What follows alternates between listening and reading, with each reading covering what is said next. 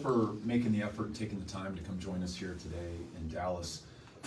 All of you have reported on Abbott's power grid failure over the course of the last year. There is a new development in this story, and I wanted you all to be the first to hear about it directly from me. And so thank you for being here in person, and to those who are joining us by live stream, we're grateful for your attention as well. I want to make sure first that we're all on the same page about the facts around the power grid failure. So I've got a very short presentation, if you'll bear with me, that makes sure that we all know exactly what happened and why it happened. So as we know, Governor Abbott was warned about the vulnerability within the Texas power grid. We had a significant failure in 2011. We had another challenge in 2014. Experts across the state warned the governor that unless we weatherized and winterized the grid, including importantly the gas supply, that if we had severe or extreme winter weather, we would not be able to keep the lights on and the heat running and the water flowing. That's exactly what happened, but I want to call to your attention that on the eve of Abbott's power grid failure, on the 13th of February, he said, we do as a state have the ability to ensure that we do not run out of power. That's what he said right before we ran out of power.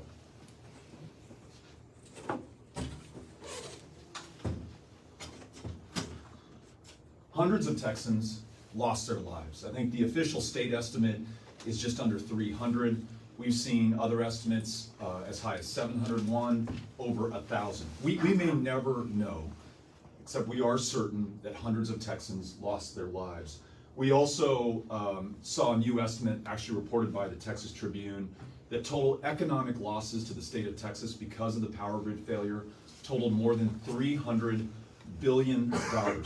That's on top of the tens of billions of dollars in property damage claims that were filed to homeowners insurance companies across the state of Texas. People lost their lives, and the state lost out on hundreds of billions of dollars because Abbott could not keep the lights on.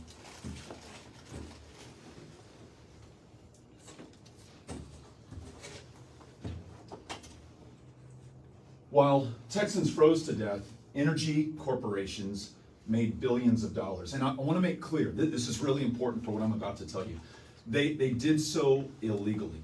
There is a state statute, state law, called the Deceptive Trade Practices Act, and it specifically prohibits price gouging when there is a declared disaster or emergency in the state of Texas.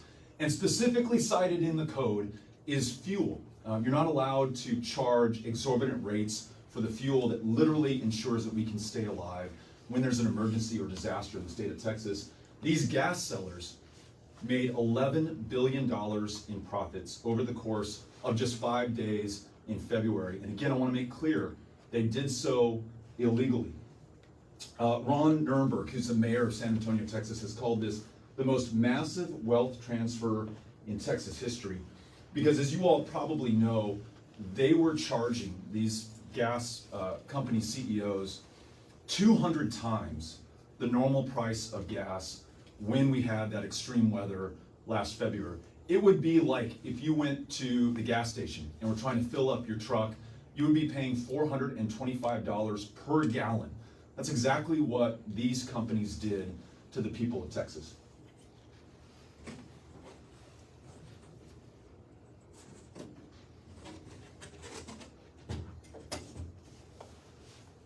And Greg Abbott let them off the hook.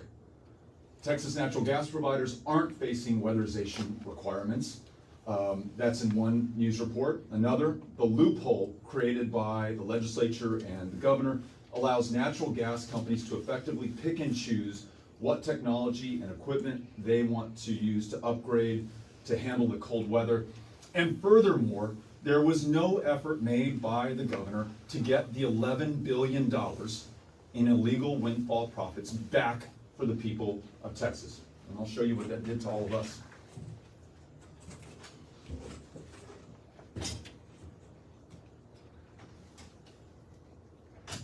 Abbott, within the first 10 days of the post-legislative session campaign contribution open season, receives $4.6 million from oil and gas and energy interests, his largest haul ever. So to connect the dots, Abbott does nothing, including failing to require the gas companies to weatherize ahead of the winter storm.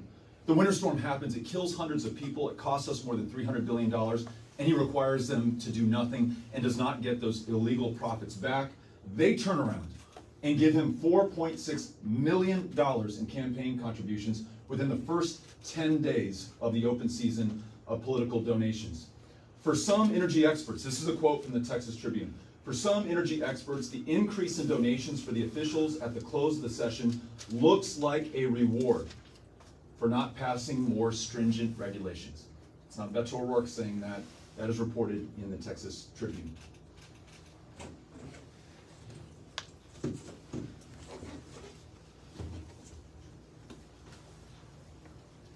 Energy Transfer Partners, Kelsey Warren's company, made $2.4 billion during those 5 days of the freeze.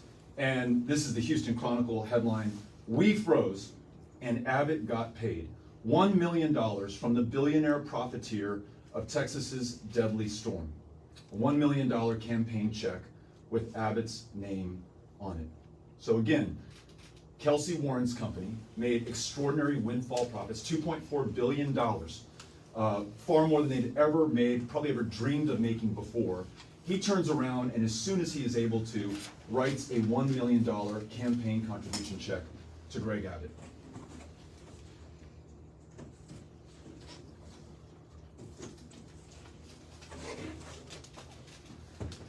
I told you earlier, I'd tell you who's going to pay for that $11 billion in illegal windfall profits. Texans are paying the price thanks to what we're calling the Abbott tax.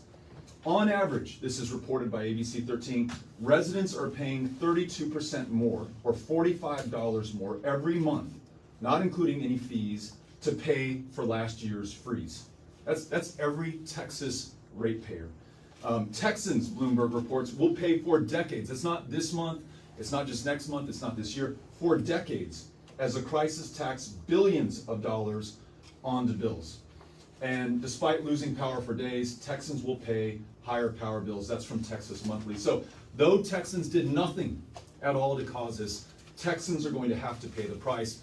And the people who did cause it, Energy Transfer Partners, the gas companies, Governor Abbott, and those who fail to regulate, oversee, and require weatherization, they're not paying a dime. In fact, they're getting paid, and we are having to foot the bill. Texans are paying the price thanks to the Abbott tax.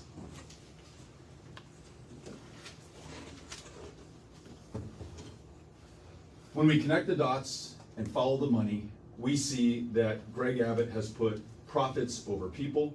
What I've been trying to do over the course of this campaign is to talk about how we can put people over profits. And as you all know, because I had a chance to meet with many of you over the course of February, we traveled this entire state connecting the dots, telling the story, making sure people understand how we lost lives of so many in this state, why we're all paying this Abbott tax going forward, why it cost our economy $300 billion, and whose fault it was originally. And here's the Midland Reporter Telegram, O'Rourke talks 5-point plan to prevent a power crisis. Here's the Abilene Reporter News. I did this all over the state, including here in Dallas. This is the last slide.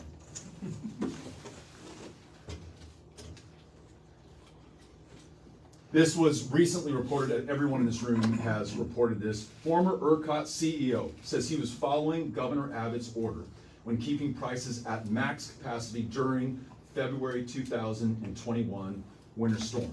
And here's a Houston Chronicle sentence from one of their articles. The man in charge of the Texas grid during the 2021 blackouts has laid bare how Governor Greg Abbott imposed billions of dollars in unnecessary bills on consumers to protect his chances of getting reelected. And he is still driving up electricity prices. Everything that I've shared with you is factual and has been reported by either yourselves or your colleagues in the press here in the state of Texas.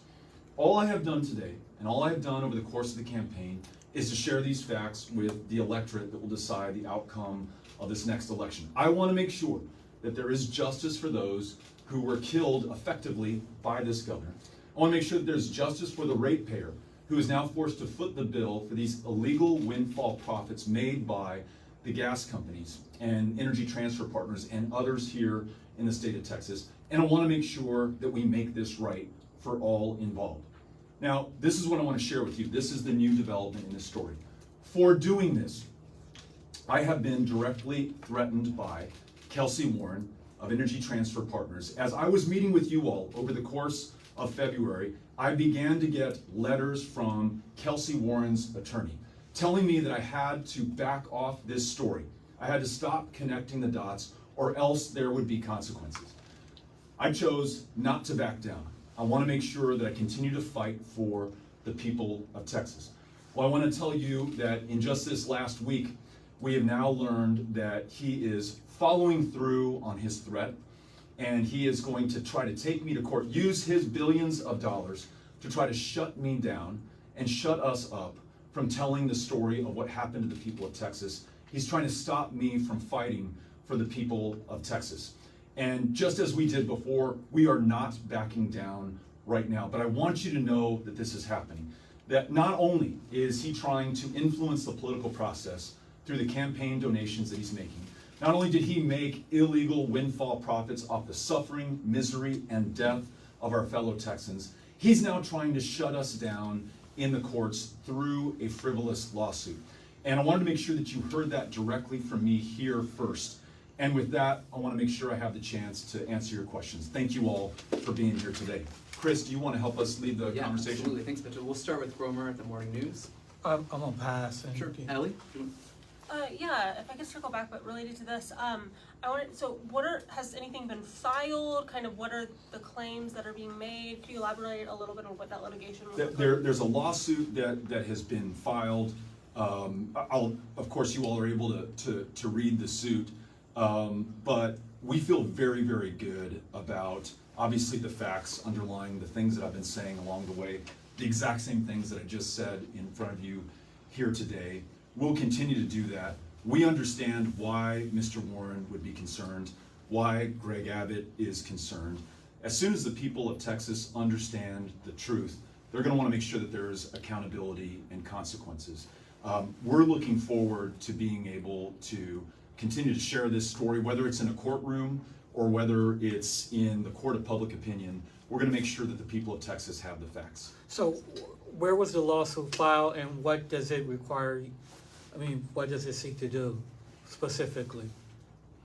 Warren is alleging defamation in his lawsuit for telling the truth and connecting the dots between the profits he made, the contributions he's then made to Greg Abbott, and the policy that has then followed. That's the nature of it, essentially. And Chris, I'm paraphrasing, of course, a very long suit, but does that get to it? Yeah, Chris is nodding his head. Yeah, where was it filed? What court? In the state court. You know what Dallas County? San Saba. Yeah. Great. John Moritz? Hey, what would you see? What would you want to seek during the discovery process from either Abbott or Kelsey Warren or anybody else? What's going to help you, and are you going to file any kind of action against him as a countersuit? Much the same as your interest as members of the press, I want to make sure that we get the facts and the truth. So we're very interested in the communications between Governor Abbott, the people on his staff, his appointees, including on the PUC, and the very people that they're supposed to regulate, oversee, and protect the people of Texas from. One of the slides that we laid out, in fact, it's this one, we see that the man in charge of the Texas grid is bringing some of those facts to light just over the last couple of weeks. We need more of the truth for everyone who's been harmed. When I've met with family members who've lost a loved one, a husband, a son, a family member, I ask each of them, has the governor, anybody from the state of Texas reached out to you to apologize? And the answer is always no. And add insult to injury, very often their homes have been damaged. They're going to have to repair them at their own expense. And now they're paying higher utility bills. They deserve justice and answers, and that discovery process is going to allow us to make sure that we have the facts to obtain that justice and those answers for them. Got Jack Fink. A couple questions. First, as it relates to the law that you cited, the Deceptive Trade Practices Act, and the fuel. Isn't that really about, during a hurricane, gas stations can't charge exorbitant fees? This is a separate system, the electricity system. They have examples, this was under the state's, I guess, system, where people can charge higher rates, this maximum rate, during an emergency. So how do you square that, number one? Number two, who is paying for your legal defense? Are you doing this? Is your campaign doing this? And if it's your campaign, does this take precious resources away from the other fight that you have, which is to try to win? So in answer to your first question, when you read the law, it clearly says that it's fuel. And it can be fuel at the gas pump when you're trying to make sure that you can fill up your truck during a natural, or in this case, a man-made disaster or emergency. But it's also the fuel upon which we depend to power the generators that spin off the electricity that allows us to keep the lights on and the heat running in our homes and preventing our pipes from freezing. That's the law of the land. And it's not just me, and it's not just Democrats.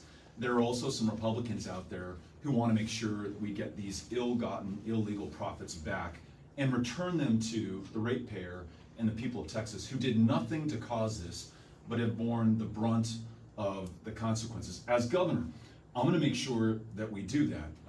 And I think you understand why the current governor has not.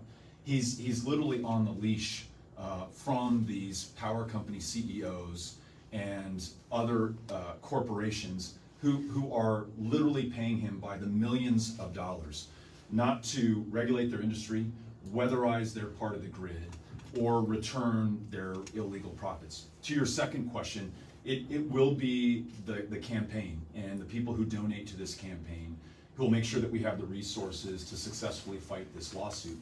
But this, at the end of the day, is so much a part of what the campaign is about. It's for standing up for the people of Texas, making sure that we know the truth and hold those in power accountable for what they've done, and ultimately get the change that all of us seek and deserve. And I know that I have the support of those in Texas by the hundreds of thousands who've donated to this campaign so far. I'm grateful for that.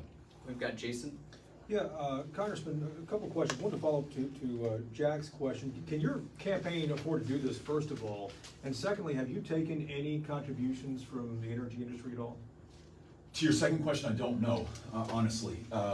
And I wouldn't be surprised if we have, given how many people are employed by the energy industry here in the state of Texas. Last time I checked, Kelsey Warren has not made a contribution to our campaign. And can we afford to do this? We can't afford not to. We got to make sure that we're defending ourselves, but the important issue for me is that we defend the people of Texas. They are the ones who've been attacked by their governor. They're the ones who've been attacked by Kelsey Warren and others, and we've got to make sure that we hold them accountable. This offers us another opportunity to do so. And a quick follow-up as well, too. Has your attorney told you to stop saying anything, stop doing anything as this plays out? No, we have looked at the facts exhaustively. I have personally, I'm not an attorney. Our attorneys have done that from the standpoint of the law. We are on the most solid ground possible. Everything that I just showed you is everything that I've been saying over the last few months of this campaign, certainly over the course of February, when we were calling attention to this issue specifically. So much of it is just reiterating what you all have reported in the press and media here in the state of Texas, or what we've been able to find through public hearings and testimony following the Abbott grid collapse from last February. We've got Ed, CNN. Hey, Congressman, a couple quick things. How many of these conversations did you have with Kelsey Warren's legal team? How many, were there several warnings? I'm trying to think. I received a couple, if not several, 2 or 3 emails, threatening me, trying to stop me or push me back or shut me up. And I knew exactly why they were doing it, and I knew what the cost would be if I did. I might be out of any possible harm in a courtroom, but there would not be justice for the people of Texas. So we didn't back down. And when they filed suit, we're also not backing down. The suit is frivolous. We feel very confident about our chances to prevail in court, and I think it's another opportunity for us to share the truth with the people of Texas. And given kind of the public's short attention span at times over various issues, are you worried that come November, that this issue, where at that point we'd be almost 2 years away from the winter freeze, how concerned are you that this might be an issue that doesn't necessarily resonate the same way come October, November later this year? It certainly resonates for those who've lost a loved one, right? The wife whose husband, Vietnam era veteran, went out to his truck to go charge his oxygen tank, and they found him dead of hypothermia. The 11-year-old boy who died in Conroe, Texas. The hundreds of others who froze to death or burned to death in their homes as they built fires to try to keep themselves warm, or died of carbon monoxide poisoning as they ran the engine in their car in the garage, doing whatever they could to try to stay alive, ended up dying in the process. This is very much going to be on their minds, and it should be on all of our minds. But every single Texan, every single month, will open that utility bill, and they will see, as it was reported in the press here in Texas, that it is anywhere from 40 to 60, and by some estimates, on average, even higher each month versus what it was this same month last year. And it won't just be for this current moment or this current year, it'll be for the next 20 plus years as Abbott forces the ratepayers in Texas to foot the bill. That's why we call it the Abbott tax. And I'm gonna make sure that every ratepayer in the state of Texas knows that. And so they will be reminded every single month, including in October of 2022 when early voting starts, including in November of 2022 when we have election day. What is the ultimate goal as far as, the ratepayers and making sure they're made whole? So if this is all gonna end up in court, let's just say, and, the states, you would go, let's say you're governor, and you would go after these companies to try to repay. And ultimately, who knows what happens, but how do you make the citizens of Texas whole? How do you make ratepayers whole, given the reality that you're facing right now, that everybody's facing right now? It happened. How do you make that, how do you make your goal happen? We go after those who made these illegal profits and harmed the people of Texas. You look at Brazos Electric, they took on $2 billion in debt rather than allow their customers to freeze.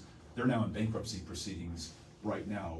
The ratepayer to Brazos Electric shouldn't be footing that bill. It should be Energy Transfer Partners and others who made these illegal profits. As governor, I'm gonna get that money back. And through the legal process, I'm gonna seek double, treble damages if we can.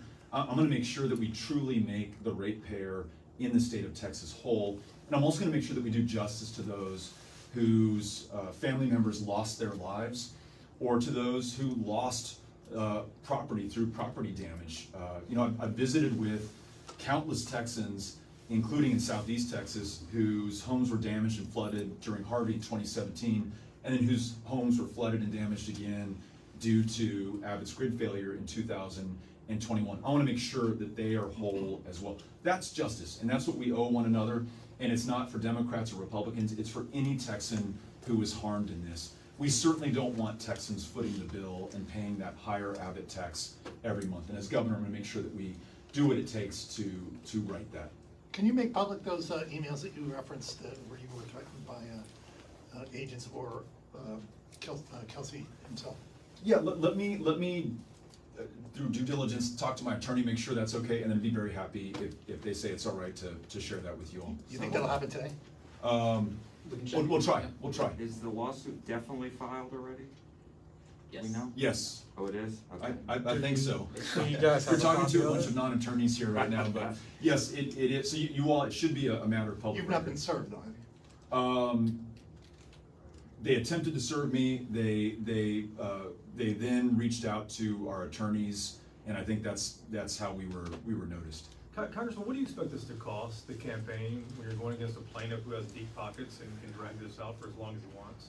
I honestly don't think it's gonna cost us a lot because the lawsuit is so frivolous. I think any judge in the state of Texas is gonna see that. The facts are clearly supporting the connections that I've just made with everyone here today. I think we also understand why this lawsuit has been filed. Very often you see billionaires file suit in order to protect their profits and to prevent anyone from holding them accountable for how they wield that money and use their power, including in Kelsey Warren's case, where he has used his access to Greg Abbott and done it through these political contributions. So we want to make sure that people are held accountable. We cannot back down, even if we're threatened in a lawsuit like this one. I did have one other question just about this graphic right here. When you go back and read what Bill Magnus said during this bankruptcy hearing, this lawsuit and all that, he said that he was told that the governor wanted to make sure, do everything he can to keep the lights on. What's wrong with that statement? The governor, of course, his campaign disputes mentioning price at all. And so I'm wondering, what would the alternative have been if it wasn't to keep the lights on, as his campaign says happened? You could maybe logically say that raising prices would induce the market to generate more capacity. The problem was, as the governor, as ERCOT, as everyone else knew, there was no more capacity to be generated. We're not connected to any other part of the nation's grid. There's no power to draw down. So what Greg Abbott did, and this was the corrupt deal that I'm trying to call everyone's attention to, is he gave Kelsey Warren and others free license to charge as much as they wanted to. It's like having a gun pointed to the head of the electricity utility and saying, pay 200 times more than we agreed on originally, or else all of your customers are going to freeze. And thank God for Brazos Electric and others who were willing to do the right thing, even though it was morally wrong what they were forced to do by the governor and Kelsey Warren, and kept their customers alive by taking $2 million in debt in order to keep the lights on going forward. So again, just quoting from these headlines, ERCOT CEO says he was following Abbott's orders when keeping prices at max cap. And then the detail on this, that same person says Greg Abbott imposed billions of dollars in unnecessary bills. That's critical, unnecessary bills on consumers to protect his chances of getting reelected. He was clearly looking out for the energy companies and the CEOs and his political donors instead of the people of Texas. And the consequence fell to the people of Texas in the lives lost, in the property damage, in the $300 billion to the negative to our economy, and now the fact that we're each paying that Abbott tax each and every single month until we make a change in that office. Thanks. We've got time for one more. Yeah. Earlier you said that Abbott effectively killed Texas residents. Do you believe that? I do, absolutely. Those 700 to 1,000 to maybe more Texans would still be alive if Greg Abbott had listened to those who said that the grid was vulnerable, that we needed to weatherize every part of the grid, including the gas supply, no matter what it cost his donors to do that. And Greg Abbott chose his donors and political contributors over the people of Texas, and the people of Texas paid the price. Thank you. Thanks. Thank you all for coming out today. Really, really appreciate it. Thank you. Thanks to everybody on the live stream. And